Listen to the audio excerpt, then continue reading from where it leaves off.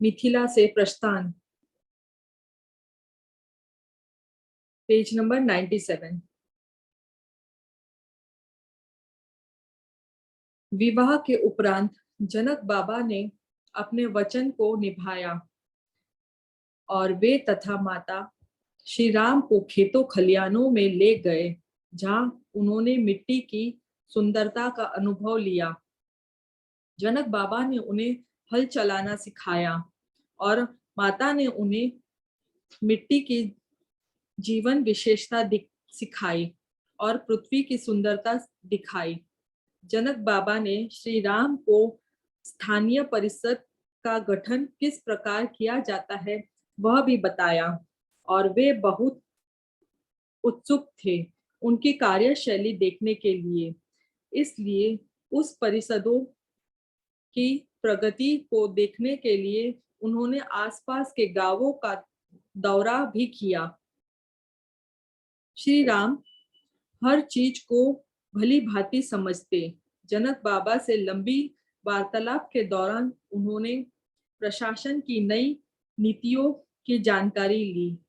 माता ने हमें बताया कि श्री राम ने कहा कि इन चंद हफ्तों में उन्होंने जो प्रशासन शैली जनक बाबा से सीखी है वह अयोध्या में बिताए अनेक वर्षों से अधिक है। उन्होंने रणविधा की निपुणता और वेदों का ज्ञान ऋषि वशिष्ठ व ऋषि विश्वामित्र से हासिल किया, किंतु अब तक उन्हें प्रशासन की गूढ़ता सीखने का अवसर प्राप्त नहीं हुआ था और वे बेहद प्रसन्न थे कि उन्होंने ये प्रथम बार जनक बाबा से सीखा। ऐसा प्रतीत होता था कि जनक बाबा भी अपनी दूरदर्शित व भविष्य के कुछ पूर्वाभासों को श्री राम को बताने के इच्छुक थे।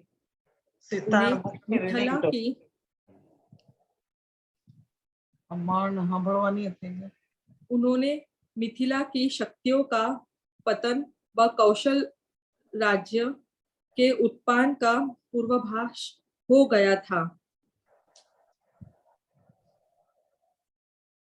राजा दशरथ के राजकाल में रघुवंश की बागडोर दूर दूर तक फैली और उनकी अत्यधिक उन्नति हुई।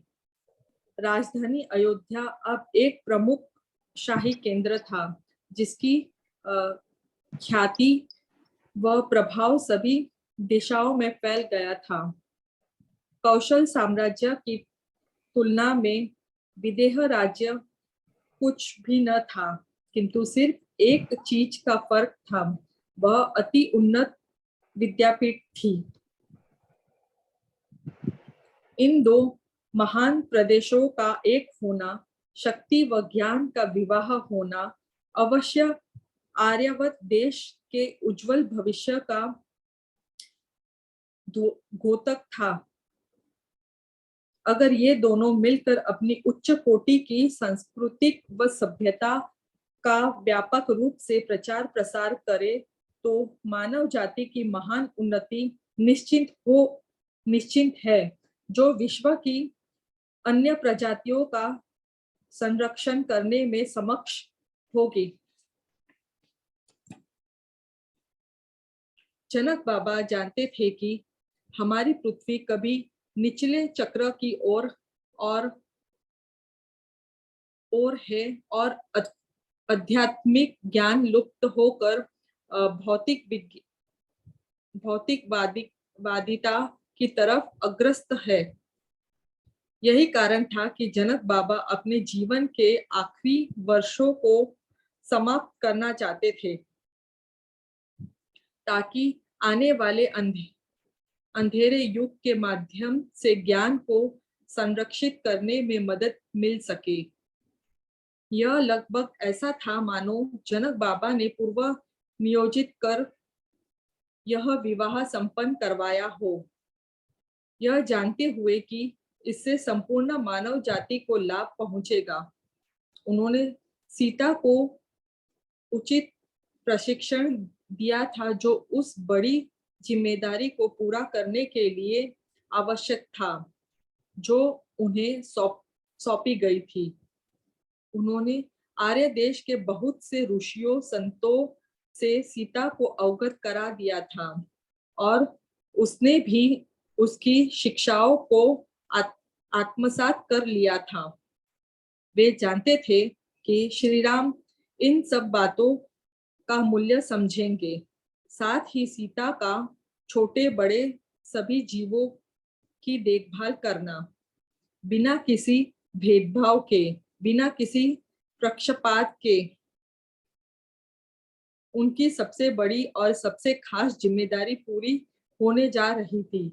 और जनक बाबा ने इस अंतिम क्षण का अभिवादन समान भाव से किया, न अत्यधिक प्रसन्नता, न अति दुख। उनका वैराग्य आरंभ हो गया था। एक शाम रसोई घर में वापिस आकर सोमा ने हमारे साथ जनक बाबा की कुछ शिक्षाएं जो उन्होंने राम को दी थी साझा की, जो उसने भोजन परोसते समय सुन ली थी। हम सबका ध्यान उसकी खामोशी पर गया जब उसने रसोई में प्रवेश किया और चुपचाप अपने काम में लग गई। अधिकांश वह बहुत बातें करती थी, किसी न किसी नौकर को कुछ न कुछ सलाह देती रहती थी, किंतु उस दिन वह एकदम शांत थी, मानो उसके कानों तक हमारी आवाज न जा रही हो। जैसे ही उसने रसोई घर को धोना और साफ करना आरंभ किया, मैंने उससे एक प्रश्न किया, किंतु जवाब देने के स्थान पर उसने दूर कहीं टकटकी लगाकर देखना आरंभ कर दिया, जैसे उसने मुझे सुना ही ना हो। आखिर किसी नौकर ने उससे पूछ ही लिया, क्या कुछ अवधि है? अवधि? नहीं, कुछ नहीं। फिर वह चुप हो गई। खाना परोसते समय तुमने कुछ सुना था? क्या नहीं सुना था? किरण ने आहिस्ता से पूछा। उसने हामी भरी। उसने फिर कहा, रोहिणी ने भी कुछ सुना था, किंतु वह कुछ भी समझ न सकी। अवश्य यह कोई बहुत गंभीर विषय रहा होगा। वह हमारे सुनने के लिए नहीं था, सोमा ने धीमे से उत्तर दिया।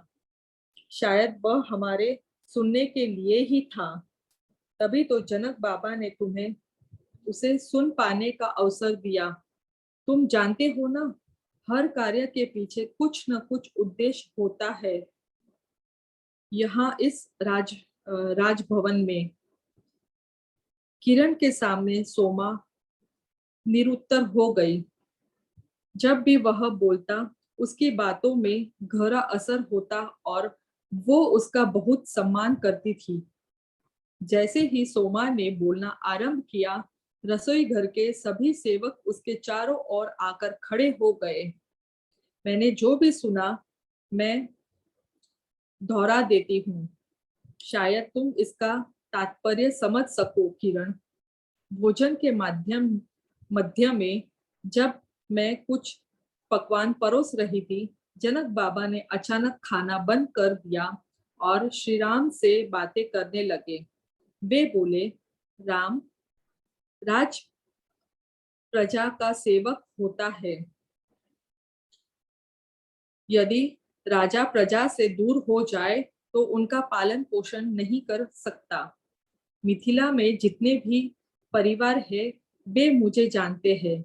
मैं उनके दुखों को जानता हूँ और उन्हें दूर करने के लिए प्रयत्न करता हूँ। श्री राम बहुत ध्यान से जनक बाबा को सुन रहे थे। उन्होंने अपनी बात जारी रखते हुए कहा, एक विस्तृ राजा ने भी यह संभव है। एक विस्तारित मन विशाल प्रजा को भी भली प्रकार जान सकता है, चाहे कितनी भी बड़ी जनसंख्या क्यों न हो। क्या महादेव हमारे प्रत्येक विचार और इच्छाओं का ध्यान नहीं रखते? इसलिए यह किसी राजा के लिए अपनी प्रजा जो उसकी देखभाल में है होना चाहिए। यह उत्तरदायित्व हमें दिया गया है। यही कारण है कि मैं नियमित रूप से गांवों में यात्रा करता हूँ और सीता अक्सर मेरे साथ जाती है, क्योंकि वह लोगों के दिलों को मुझसे भी अधिक अच्छा पढ़ सकती है। वह प्रत्येक परिवार की आवश्यकताओं से अवगत है। स्वशासन वह है राम, जिसका हमें लक्ष्य बनाना चाहिए। वह भविष्य है, क्योंकि शासकों का मन केवल अपने स्वार्थ से धूमिल हो रहा है, अपने लोगों के हित के लिए नहीं। मैं देख रहा हूं कि यह आर्यावर्त प्रदेशों के कई हिस्सों में वास्तविकता बन रहा है और इसका मुकाबला करने का एकमात्र तरीका स्वशासन है। राम ने आश्चर्यचकित होकर पूछा, क्या लोग अपने गांवों पर शासन कर पाएंगे, जबकि उन्हें अपने मन पर भी संयम नहीं करना आता?